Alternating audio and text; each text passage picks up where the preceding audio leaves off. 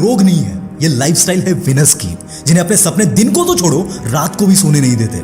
एक ऐसा ही पागल था जिसने दुनिया को दिखा दिया कि टैलेंट के सामने लुक्स की कोई कीमत नहीं। इसका सपना था एक्टर बनने का, और अपने सपने को पूरा करने के लिए इस बंदे ने फिल्मों में छोटे मोटे रोल्स भी किए, पर इससे गुजारा नहीं होता था। अपना गुजारा करने के लिए इस बंदे ने वॉचमैन से लेकर कुक तक सब काम किए, और आज इस बंदे की नेटवर्थ 150 करोड़ रुपए है।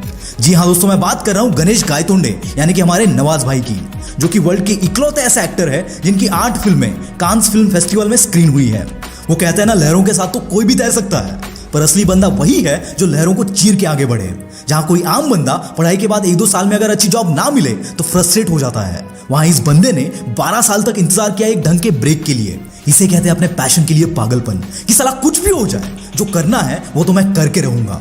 और ऐसे पागलपन के सामने स्ट्रगल भी टिकने के लिए स्ट्रगल करती है। दोस्तों, ऐसे लोगों को कोई फर्क नहीं पड़ता कि कितना वक्त निकल रहा है, बस दुनिया की परवाह किए बगैर ये अपने सपनों के पीछे लग जाते हैं। ये कोई आम बंदे की बस की बात नहीं है, इसके लिए जिगरा भी फौलादी होना चाहिए।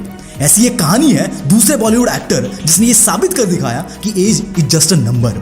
इस बंदे का पागलपन अपने लिए नहीं था, वो बस अपने परिवार को एक अच्छी जिंदगी देना चाहता था।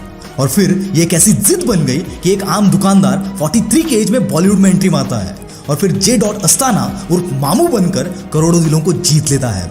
यस, यू आर राइट, मैं बात कर रहा हूं the most versatile actor Boman Irani की। यार, जिस बंदे को स्पीच डिफेक्ट था, जिसे ये तक कहा गया था कि उसमें कोई टैलेंट नहीं है, अगर बिना एक बहाना दिए ये बंदा कर सकता है तो आप क्यों नहीं।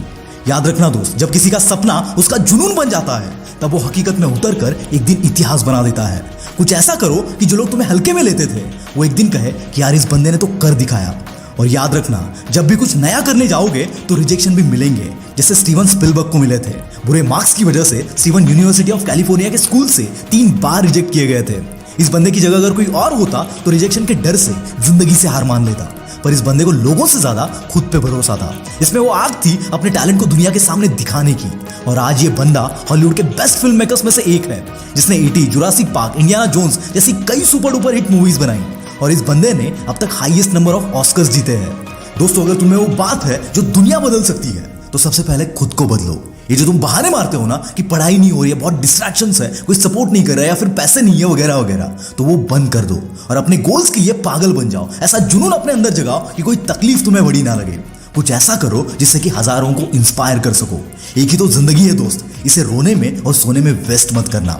मुश्किल हर किसी के लाइफ में आती है, पर डिसाइड तुम्हें करना है कि उन मुश्किलों के आगे दब जाना है या अपने हौसलों से उन मुश्किलों को दबाना है। Hollywood superstar Dwayne the Rock Johnson गरीबी के कारण बचपन में चोरी चकारी करते थे। बचपन से सपना था फुटबॉल खेलने का, पर इंजरी की वजह से जब वो पूरा नहीं हो पाया तो वो डिप्रेशन में तक चले गए थे।